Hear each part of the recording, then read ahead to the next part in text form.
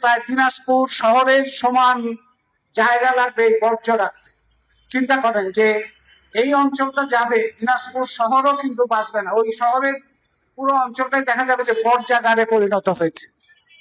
এবং সেই বর্জ্য এবং কয়লা থেকে যে দূষণ, সেই দূষণটাও বহু দূর পর্যন্ত বিস্তৃত হবে। এগুলো আমার একার কথা না, তিনটা বিশেষজ্ঞ আপনারা মনে রাখতে হবে। এবং আপনাদের যখন এই কোম্পানির দালালরা যখন আপনাদের সাথে কথা বলবে কিংবা কথা বলতে আসবে, পরিষ্কার ভাবে বলবেন তিনটা বিশেষজ্ঞ কমিটি হয়েছে এই গণ অভ্যুত্থানের পরে। গণ অভ্যুত্থানের সময়ে ঠিক পরপর একটা বিশেষজ্ঞ কমিটি হয়েছিল। যে বিশেষজ্ঞ কমিটি হয়েছিল সেটা বিএনপি জামাত সরকারের সময়, এবং সেই বিশেষজ্ঞ কমিটির রিপোর্ট আমাদের কাছে আছে। সেই বিশেষজ্ঞ কমিটির রিপোর্টে পরিষ্কার বলা হয়েছে যে এই এশিয়া এনার্জি তার যে প্রকল্প, এটা পরিবেশগতভাবে ধ্বংসাত্মক, অর্থনৈতিকভাবে বাংলাদেশের জন্য ভয়াবহ ক্ষতিকর এবং সামাজিকভাবে বিপর্যয় সৃষ্টি করবে। এটা কোনোভাবেই গ্রহণযোগ্য না। তারপরে সামরিক বাহিনীর সমর্থনে সেই তত্ত্বাবধায়ক সরকারের সময় পাটোয়ারি সাহেবের নেতৃত্বে আরেকটা কমিটি হয়েছিল, কারণ কোম্পানির লোকজন সবসময় পুশ করছিল।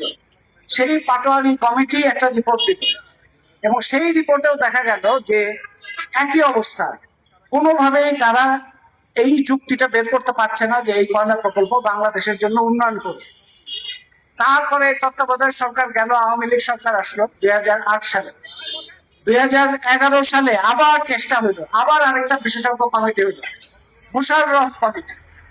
সেই মোশাররফ কমিটি যে রিপোর্ট দিল, সেখানে দেখা গেল যে কিছু দালালরাও তার মধ্যে যুক্ত।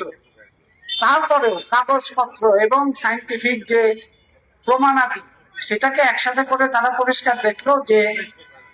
পরিষ্কারভাবে দেখলো যে এইখানে এই উন্মুক্ত খনি করলে কি ভয়াবহ বিপদ হবে। তার মানে জনগণ যে রায় দিয়েছে, সেই রায়টা যে শুধুমাত্র জনগণের একটা রাজনীতিক কিংবা তার ভূমি মাটি এগুলো রক্ষার জন্য আন্দোলন, তা না। এটা যে বাংলাদেশের জন্য একটা ভয়ঙ্কর প্রকল্প হিসাবে এসেছিল, এবং বাংলাদেশকে যদি রক্ষা করতে হয় এই ধরনের প্রকল্প যে করা যাবে না, সেটা বিশেষজ্ঞরাও এটা এই তিনটা কমিটি দেশের মধ্যে করেছে। আর দেশের বাইরে আন্তর্জাতিক ভাবে যারা জনগণের পক্ষে কাজ করেন, এরকম অনেক লোক এটা নিয়ে গবেষণা করেছে।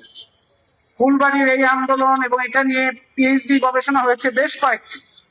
তারা প্রত্যেকেই দেখেছে যে জনগণের অভ্যুত্থানটা ছিল সারা পৃথিবীর জন্য একটা দৃষ্টান্ত, এবং বিরাট মহাবিপদ থেকে বাংলাদেশকে রক্ষার একটা অত্যন্ত গৌরবোজ্জ্বল অধ্যায়।